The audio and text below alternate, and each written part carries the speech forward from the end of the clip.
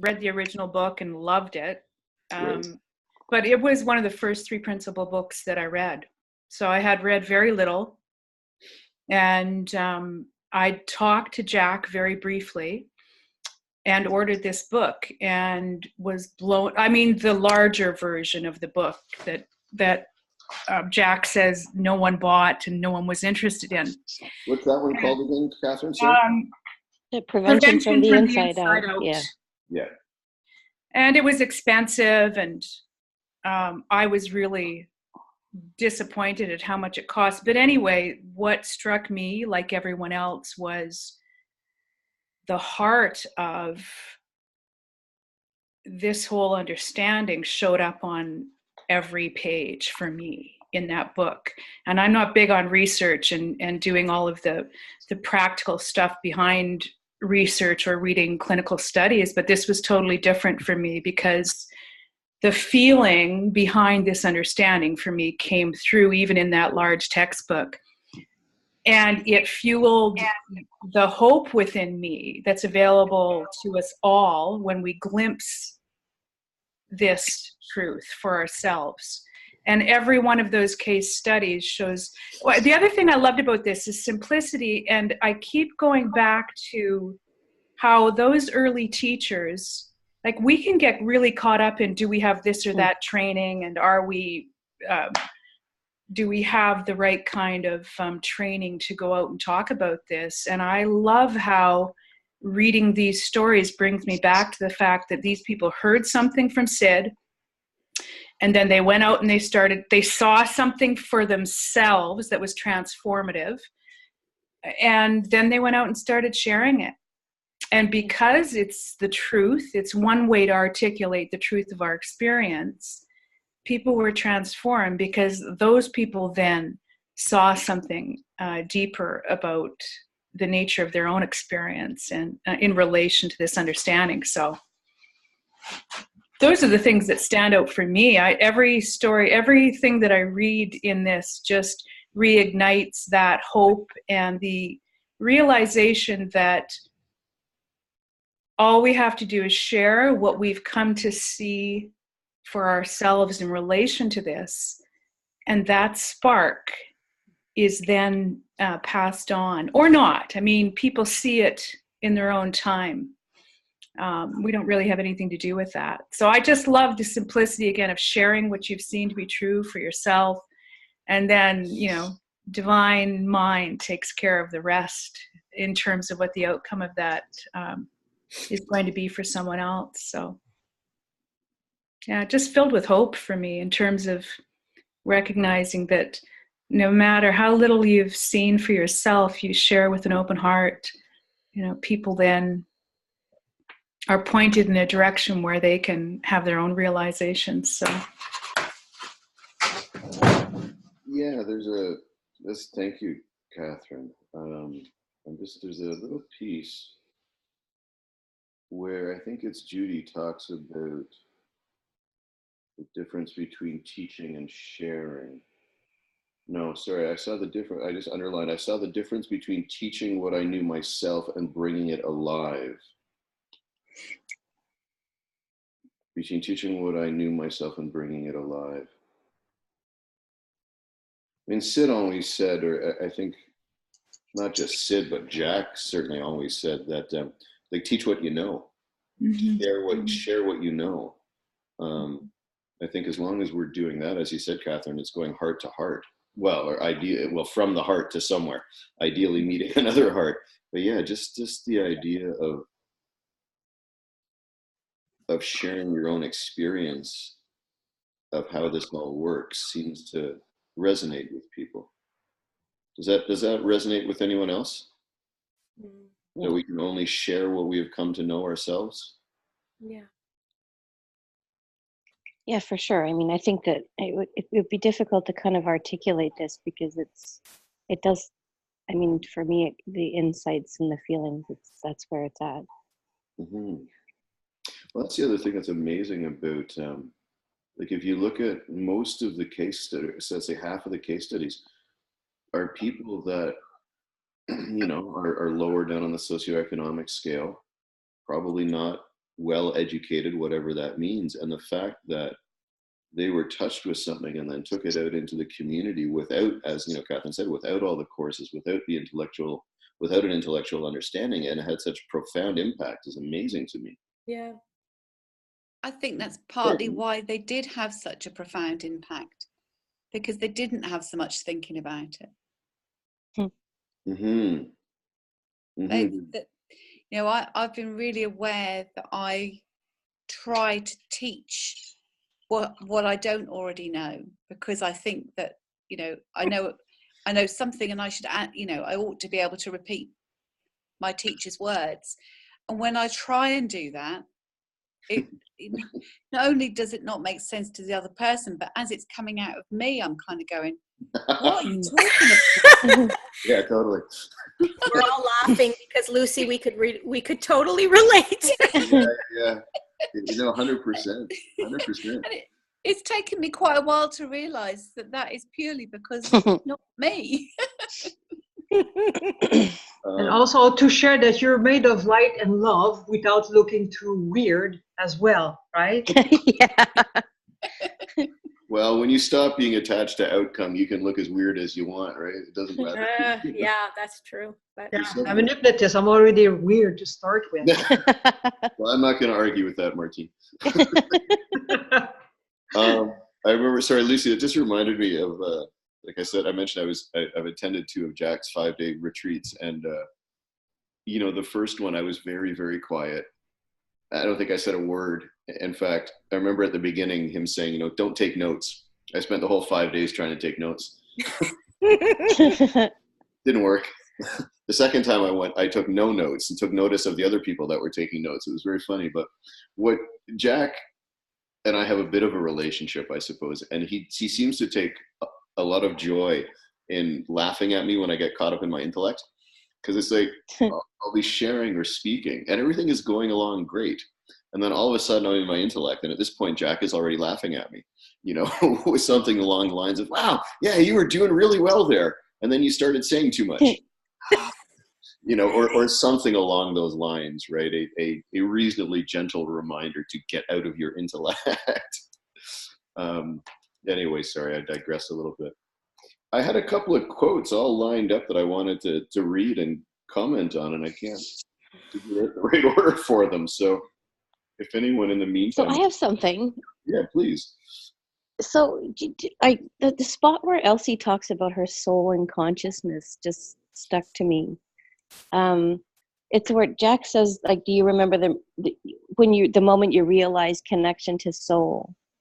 And she said, I do remember. She said, I saw more that soul and consciousness were the same, because I had been seeing consciousness as something separate, as more of a capacity that allowed us to experience life, but all of a sudden that was more surface. I thought that was pretty cool. Jesse, I'm going to ask you to read that again, because I was looking through my book. Do you know are you on Kindle with it? I am on Kindle. Where? It's in Elsie's. Yeah. I wonder how I would get to.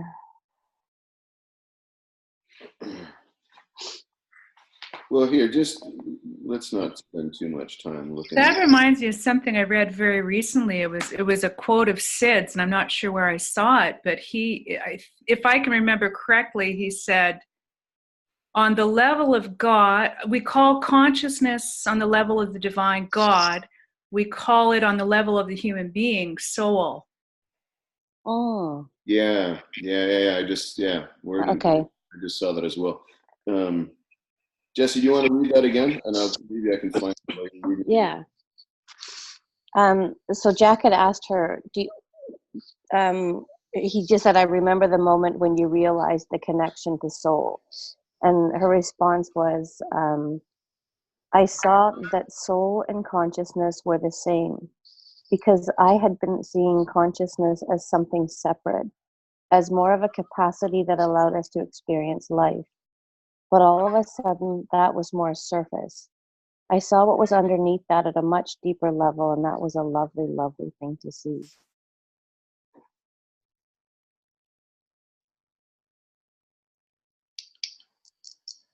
It sounds to me like she's talking about the fact that we are the principles in action. Do I have that wrong? Anyone? I don't know.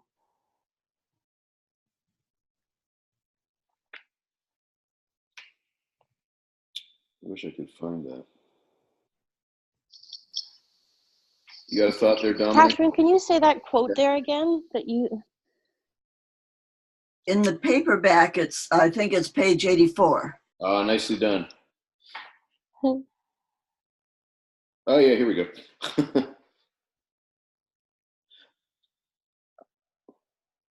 I do remember, I saw more that soul and consciousness were the same, because I'd been seeing consciousness as something separate, as more of a capacity that allowed us to experience life. But all of a sudden that was more surface. I saw what was underneath at a much deeper level, and that was a lovely thing to see. That's interesting. So consciousness became more than just the fact of our aliveness. Mm-hmm.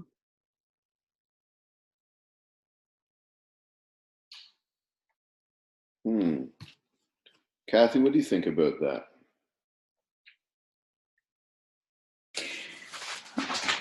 Well, the quote that Jessie Lynn asked me to repeat is, I'm not sure, Jessie Lynn, that I'm getting it 100% right. I'm going by memory, but it was what we call consciousness on the level of the divine, we call God. On the level of the human being, we call it soul. Okay. This is a quote from Sydney Banks. So he's saying the same thing that Elsie's saying. I saw that consciousness was the same as soul, not something separate. I always go back to remembering that the words are only pointers to the formless energy behind all of life. So that energy to me is the divine within. So there's for me, like, we can talk about it as separate things, but it's all one thing. It's not really anything separate. We just talk about it as if it is, for the sake of conversation, or to point to something, that's, I can't, blah, blah. I'll just stop there, because I have a sense of it within myself and in my own experience, but I'm certainly not able to articulate it. So I have a sense of the unity of the principles as this animating principle in my life, but I don't feel able to articulate that beyond what we've already heard. So this is also from Elsie here. Thank you, Catherine. What's the most amazing thing to you about the principles from your own personal understandings? This is Jack asking Elsie, and she says that we are the principles. Can you say more about that? Elsie, because I don't have any place to look. No matter what is going on in my life, I always come back to me, the big me and the little me, the universal me and the personal me. I see that they are in partnership within me. And the more I see that, the personal is getting less and less, and the universal is more and more. What I see then is that my life unfolds. I'm so much more comfortable with life unfolding, that life is unfolding for me in a way that personally I was never able to experience before. I felt I still had to do much more planning and making things happen than I do now. And it's not like I sit back and don't do anything. I fan the flame. Oh, I love that. Yeah, that's one of the ones that jumped out. Does that? I don't want to talk about me, but I will really quickly. That really mirrors what's been happening with me the last little while. Is that the more what I read in that is getting out of the way and allowing, to not be so concerned about a distinction between big me or big mind, little mind. To see that. It was actually something that Dickens said when we had him on, that duality includes non-duality. Sorry, that non-duality includes duality. That you really can't separate the two. And that, so when I read this from Elsie, it was just like it really mirrored my own experience, that we can have an intellectual conversation about duality and non-duality. I mean, I could fake my way through it. I'm sure all of us could, but I don't see any practical value in it anymore, because it's like for me, it's become a constant interplay between the two. And that interplay itself is oneness. Does that resonate with anyone? Does that make any sense? That's kind of off the top of my head there.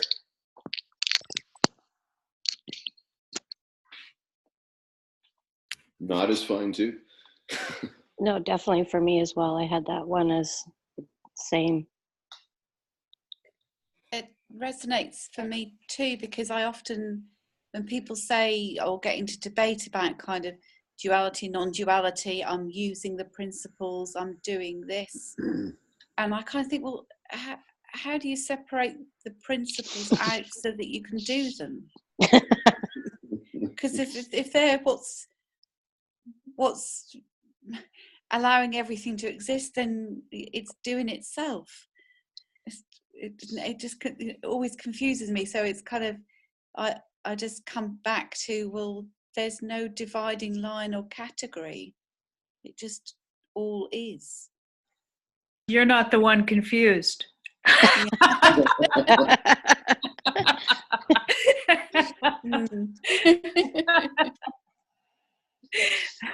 like that.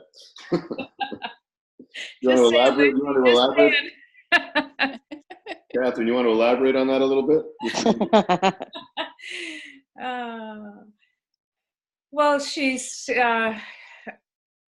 what Lucy was just articulating to me is that we're using a terminology for how our experience gets created that's very useful. The terminology isn't the thing in itself. We all know that, but the thing we get caught up in as personalities and intellects is thinking the terminology is the thing. You know, like the map is the place instead of being geographically, you know, in Tahiti. I'm looking at a map that shows me where Tahiti is. So I don't know, that's kind of I don't know if that analogy works or metaphor works, but what is that? What's that NLP saying? The map is not the territory, or something? I don't know NLP, but you know, it's you know what, it's like the description isn't the thing itself. So we are a living expression of the principles, and even those words, the principles. Like I could say, I am a living expression of the divine. Everything is a unique expression of the one. You know, we're living. Everything I look upon or perceive is a temporary manifestation of the formless energy of the divine. You know, those are just words, but when you drop into the feeling of that, then you're experiencing the oneness. So the principles aren't a thing. They were just Sid's articulation of this, what already always is, that all of the spiritual people have been trying to articulate. So when we get caught up in the description, rather than the experience of what's being pointed to, it sounds like the three principles are a thing that we're using. Yeah, they become a doing. Yeah. Kathy and Francis, you guys are psychologists, correct? We were psychotherapists for many years. What do you think about the idea of of confusing the map, or the oh no, I'm going to butcher it. The seeing the map for the territory? Yeah, you got it. Yeah.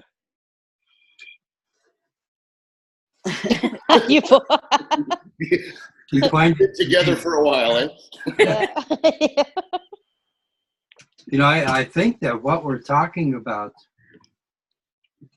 somebody said, has, you know, been a difficulty for all these spiritual teachers.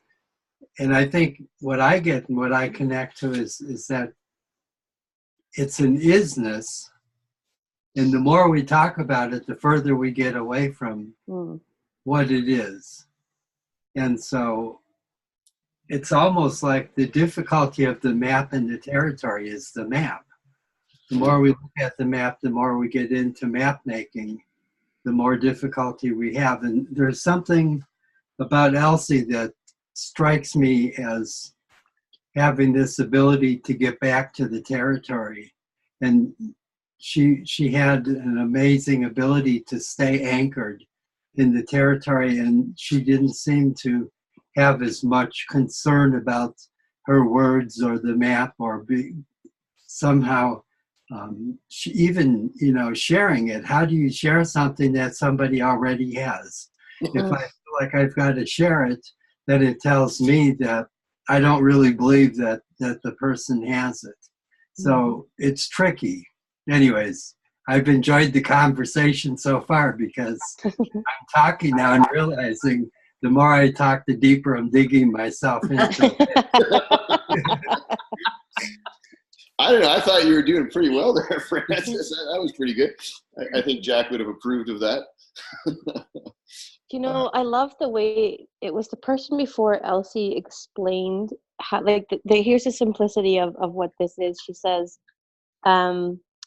she's explaining to somebody, well, I learned this new thing, and it's called health realization. And it's based on the fact that everybody is healthy.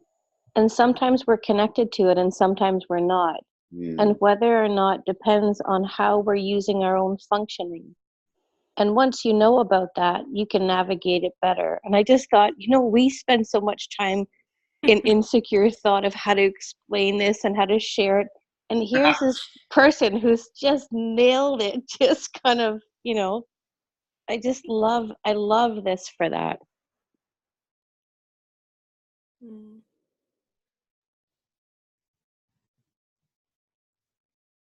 I've been hearing the phrase for many, many years, to get out of our own way. I used to think, do I do that, right? How do I do that? How do I get out of my own way? So how do you do that? Just to entertain you for a second. I have a quick question regarding this. Hi. So when she says sometime we are connected and sometime we are not, isn't it the case that doesn't matter what we are feeling or thinking, we are always connected? I think, yeah, I think what they're saying is that,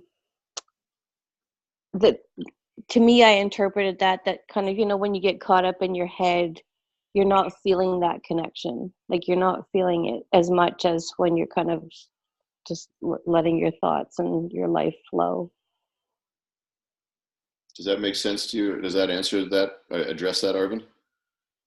But the connection is, I don't know, I'm hearing both sides of both ways. You know, sometime we are connected and sometime we are not. Then there is another story where it's like we are always connected regardless of whatever our thought in the moment is. So which one seems to be the case? Well, if we look at it from a non-dualistic perspective, then boy, Michael, that sounded so authoritative. I know. It did. That's my that's my parenting voice. Yeah, it was very good. That was deep. Dominic, you want to jump in on that? I mean, I have thought around it. I really like. I hear what Arvin's saying, and I mean so if you think about the three principles, so the truth is, right? So the truth is that we're never not. Like, I mean, that's just the truth. We're never not. You could never not be connected. But it's like being in. I don't know. It would be like that. The radio is on in the background, and that there's a talk thing happening, but I don't hear it. I'm like on the Zoom. I'm talking to you guys. I'm working on something. I'm working on the computer, whatever. But it doesn't stop that. Like, so at any moment, if I would focus over, I could actually hear what's being said. And people often talk about that, you know, mind, God, our innate wisdom is 24/7, always focused and available about anything that we're looking at. But it speaks as a whisper, like not as a whisper. It just speaks normally. It just speaks normally, like a normal person would, not like a crazy person. But then our own thinking talks like a crazy person and says, "You idiot! Why would you do that? That was a terrible way to say it." And so it talks like that. And so it depends. Well, which one did you want to listen to? Now that doesn't ever shut off wisdom, because you are wisdom. You're always connected to wisdom. That you don't have to tune in. You could tune into anything you want, but it's always available. The more you force it, the less you have it. No, come on, wisdom, I need it now. Right? Yeah. Where are my keys? If I could just jump in, what word keeps coming to my mind is the word we always hear in this understanding, which is misunderstanding. So there's that misunderstanding that our identity is that voice that Dominic's talking about, that's, loud, that tells us, you can't do this, what about that? And then there's the softer voice, and I do think it's sometimes a softer voice, because that other voice could be very loud, that says, go ahead, do it. So we're always connected to the wisdom, but we just have these, we have this misunderstanding, and we're looking in the direction of that very loud voice, and we take that as us. This is where I think we get the thing we always hear about, the feeling. So where it's, well, what's the feeling in it? Like, how do you distinguish the two voices? And then what's the feeling? Well, the feeling of wisdom and innate knowing would be different than the feeling of my own narrative judgments and all of that. So if I'm in a state of anger and frustration, that feeling is different than if I'm in a state of peace, joy, love, and can feel that.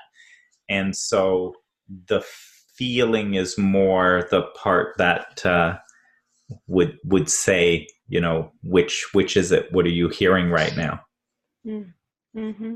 Yeah, it's not the loudness of the voice that's the compass. It's the feeling that's the compass, right? Yeah, and there's aspects like where wisdom isn't frightening you away from something. Witness isn't, it's not scaring you. It is calling you. Yeah. There's these differences about it. So when you sort of go, oh, I'm really nervous, maybe I shouldn't be doing that. Well, if that was wisdom, I'm not sure it would be scaring you, right? So it's that could be a lot of like noise and chatter in that, because when you feel called to something, it's a very different feeling. So I think that's like you start to distinguish some of that feel of it. Yeah. Mm-hmm. Yeah, it does make sense. Yes. Whenever I get kind of insights, it always feels a lot more comfortable than when I am like, I have my own ideas where there seems to be some kind of a blockage or restriction or feeling of not comfortability. Yeah. I'm just going to give a concrete example. I just gave this, I think, in my last episode podcast. And so I said, the wisdom told me, go ahead and do a podcast. And I felt excited and I felt light, and there wasn't much thinking around it. But I think the other part of me could have been like, what do you have to say? You can't do that. You know nothing about technology. See, those are the different. One has a nice little light, soft feeling, and the other one has that, like you said, like the alarm, the fear, yeah. It's just amazing that we have the potential, the gift to create all of this, isn't it? On either side of it, we can drop into wisdom and be connected and be at ease, and just as easily we can take ourselves out, or we can fall out of it. Like it's the play between the two. I'm just finding really entertaining these days. Wasn't that Jack's? What is it? Jack's quote. All we are is love, and what is it? And then I just pulled it. Hold on. It is All we are is peace, love, and wisdom, and the power to create the illusion that we're not. Yeah. Yeah. Yeah, that sums it up pretty well, doesn't it? That we always are peace, love, and wisdom, and yet we have the ability to forget that we are that. Mm. You said something, Michael, that stayed with me when we talked to Dickon, and you said, I can't think my way to that place, but I can think my way away from it. And that black and whiteness for me is a beautiful distinction. Like when my wisdom shows up, I call it a clarity to that wisdom. There's just a knowing that comes from within. And my intellect, I call it personal conditioned thinking, or Sid called it contaminated thinking. The human thought system always has some degree of limitation, some degree of agitation. Mm-hmm. It doesn't see the possibility and potential. It sees what could possibly go wrong. Mm. So to feel into the difference within yourself, once you see that, I don't have very much confusion. I still get just as caught up in personal thinking, but there's a difference. I know it for what it is. And when it falls away, then I'm experiencing that deeper wisdom. And it's a very different feeling. Mm. And one doesn't have any judgment, lack. There's complete knowing there. Mm. And I have practical examples in my own life when I knew something. I would have called it intuition then. Now I see it's just this wisdom was revealing something to me, and I had no idea how that was going to happen. And yet it unfolded and it happened. You could call that all kinds of things. I might have called it a premonition before, or I had an intuition. I knew something dropped in and I knew it would happen, but I didn't see how it could be possible. So I don't know if this is making sense, but when you start to feel that within yourself, like I know there's no confusion anymore about whether I'm in my intellect or I'm in that deeper wisdom that we're all a part of. It doesn't give me immunity to being caught up in it, but it's so different from just the feeling of neutrality, of clarity, or of peace. And that seems to be really, for me, that's made all the difference in the world, because I don't ever feel the sense of despair. I know that being caught up will eventually fall away, and that what's always there is this deeper wisdom or unconditional love or light. And so the storms still come, but I don't feel completely lost in them. I don't feel a sense of depth of despair that I had before. I can be confused and lost, but I know that it's this temporary conditioned personal thinking I'm caught up in. It's not the essence of who we all are. And somehow that makes navigating life a whole heck of a lot easier. I think we each have to come to that, like that's a very personal journey on, sensing the difference between personal thought and then divine wisdom. Mm-hmm. Mm. Although that's a very personal and individual journey, does that resonate with everyone else as being true? Definitely. Yeah. Because that's neat, eh? I mean, it is personal, it is individual, yet we've got 9 people on a call that are all kind of nodding in agreement that it's the same for us, which I just think is cool. Like all of us as individuals, Catherine is articulating something for her that is true for all of us. And that's just, there's magic in there. Yeah. And I think that's where in the sharing that when you know that there is something universal, it's you can talk to people and ask them about when was a time when you just knew and there was no logic to it, but you just knew, and you knew it with certainty and clarity, and that's the decision you took. So you can ask that kind of a question of somebody, and it will bring to mind that. And the way we know to ask that question is because it is universal. So we know that they will have it for sure. They will have that example. And looking at that example, they can see something in it. And you can ask, what was the difference between that time and the time when you struggled with your pros and cons list and wondering whether you should or you shouldn't, and, like that. And everyone will have that example, right? It's almost an unfair advantage, isn't it? Well, that's what Michael Neal, I remember, said. One of the things he said in Super Coach Academy, he said, well, the thing we've got going for us is that this is true. so since it's true, I mean, you can't get it. Like, at least that's there. Like, you can't really mess it up because it is that way, right? So that's why it's so beautiful. If we're pointing towards the truth, we'll do it. We won't do it perfectly. We'll do it. We can judge it. It's just, if we've had a glimpse of something and we point to it, then the truth within the other person resonates with that, right? So we can take ourselves out of it. It's not about me articulating it perfectly. It's about me being willing to point to something that's true for all of us, and to do it as awkwardly and as just to have the humility to do it to the best that I can, and then let the truth speak for itself, right? Because it's not about me and how well I can articulate it, as much as it's about me pointing to what's universally true for all of us. Totally. And then because it's spiritual, we're resonating then with that truth.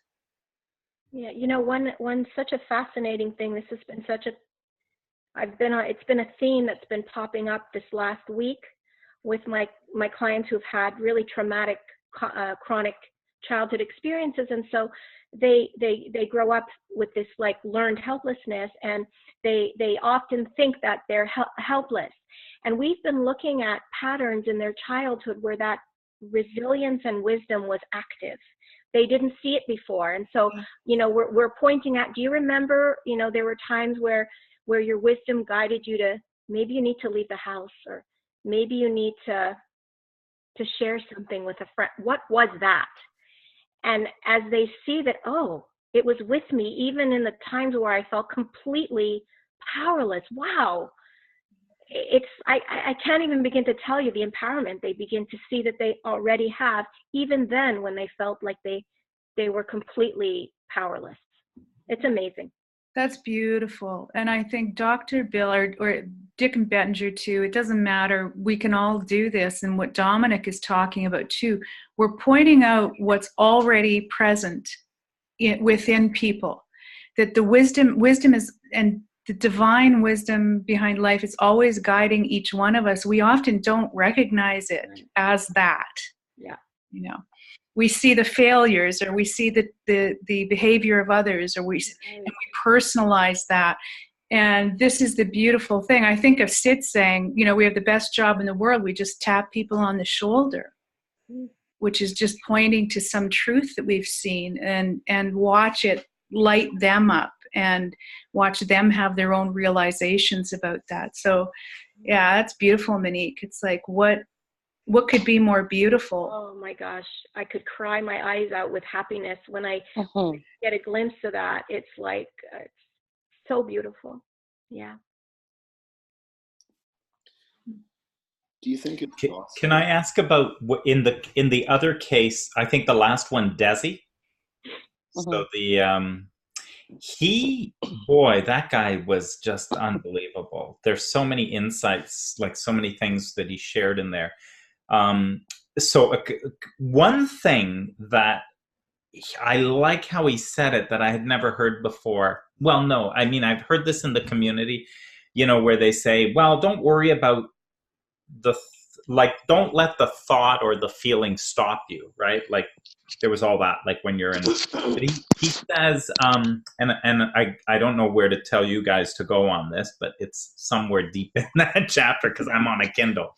But he says, he says it's like a lot of people in this understanding say that it's okay to wait in the stillness and the feeling or the thought will pass, and then they will come into a good feeling again, right? So he's saying oftentimes we will hear in this that wait in the stillness, the feeling or thought will pass, like if it's not good, and then you'll come into a good feeling again. But he says, then he goes on to say, but for me, it's like, well, that's just a thought. And I thought that was interesting. He goes, well, that's just a thought. That's all. And that is the only thing that is stopping me from being in my good feeling. And I know that. I truly know what a good feeling is. I know this sounds really simple, he says, but it is beyond the words. It's coming from a deeper understanding. So when I know that, I recognize a negative thought now coming, and I go, whoa, I don't have to go there. And I'm going to stay right in my feelings. So it's interesting. I like the way he said this. And I've heard this before in 3P, right? Where they'll talk about, you know, wait for a better feeling or something. And yeah. To continue with that, Dominic, I think I'm close to where that might have been. He says, what I mean is that thinking or thoughts are neutral until we give them action, until we give them power to take those thoughts, until we give them power to take those thoughts into reality and put energy into them and make those thoughts real. So the way I saw it was a thought could be very, very powerful, or it could be powerless, depending on our choice of how we want to live. A thought is neutral, but it is powerful or powerless, and that is something that I realized too. That was also, that I have that one highlighted as well. That stood out for me. Like, yeah, let's just start that one here as well. I'm always amazed at how fast the time rolls, man. It's already 5 to 11. How many people do we have? We have a few, eh? So do you want to know that I have David Banks nailed down? Oh, yes. Oh, great. Awesome. What have we got? We have December 15th. December. December. No, that's not right. I have no idea why I would have said December. That was weird. Oops, I don't know. No, May 15th. Okay. 2 p.m. our time. Let me just make Eastern time. Yes. Thank you, Dominic. Eastern time. 2 p.m. Eastern time, and we are going to do it. And I guess if people watch this, they will hear it. We're going to do it in conjunction with Amir's group, the What the F Are the Principles group. So we haven't decided if it's going to be held within the book club or within, so this Zoom link or Amir's Zoom link, but we'll be putting information out to the public probably 2 weeks ahead of time. But for those of you on the inside, yeah, it's May 15th, 2 p.m. Eastern time. And Linda Queering is going to be on. Michael Neal will be on if he can get the time. So it sounds like there is some good interest within the community. So if you want to put one on your calendar, I would say this one is it. This could be it. You know, this could be a big one. Do you remember, you guys, how I was like, I was really trying to get at Linda. So what about his kids? So what about the kids? What do they think? And now I'm not even going to be able to attend, so you better ask a lot of good questions. Well, I have to quit my job because I'm going to be working then. So it's going to be recording. Send us your questions too. I was just going to say, Dominic, yeah, we'll send us. Thank you. No, I'm happy because I had the same question as you, Monique. I was wondering, now, what about the kids? Yeah, yeah. So I had the same questions. Yeah. Well, now you can. Now we have an opportunity to talk to David himself, and he sounds so far like a really humble and cool dude who really doesn't quite get what the big deal is about him coming out and speaking. Hopefully, the next generation will all think that way. Yeah. Yeah. Like, what were they having these Zoom calls about? What are all these conversations about? It's like Sid saying, go and live your life. And I thinking back to what Linda said, and I think I don't know if I'm remembering correctly, because I've wondered about the kids too, and it's like it seems like they just went on and lived their lives, and it didn't have to be anything special. And what I loved about what Linda said is, I think she said Sid was hoping that he would sort of be involved more as a teacher, but he was a teacher, like a school teacher, and a really good person, beautiful person. I thought, well, there you go. You know, he was just living a really beautiful life. I mean, I'm making that up, I know, but. I want to know if he actually takes the three principles seriously, and you know, or maybe he doesn't. I don't know. Yeah. I guess we'll find out, eh? Yep. Yeah, I'm excited for this one. It should be good. Yeah, I'm excited. Thanks, Michael, for everything you've done, eh? Like, wow. It's my pleasure. I was just thinking earlier this morning as I was reading that it's just, like, thank you to all of you that actually come out and, you know, alternatively listen to wisdom or me ranting or raving. It's just very cool how this little group has kind of grown. It's so, you know, thank you to all of you. From the seed of a thought in your head. Yes, Dominic. Like everything is ever created. Oh my God. This is a great example of that. A beautiful example of that. Yeah, yeah, I'm just going to leave it at that. Yeah, there's yeah, I'll leave it there. Does anyone have any, I can't believe we've rolled through an hour already. That's astounding to me. Does anyone have any last sort of thoughts or contributions or anything? Anyone? I'm going to start calling people out. Lucy? My only thought is that I'm very excited about kind of listening to Sid Banks' son, but I'll be on holiday, so I'm curious about whether it'll be recorded and when it will be available. It will be recorded, and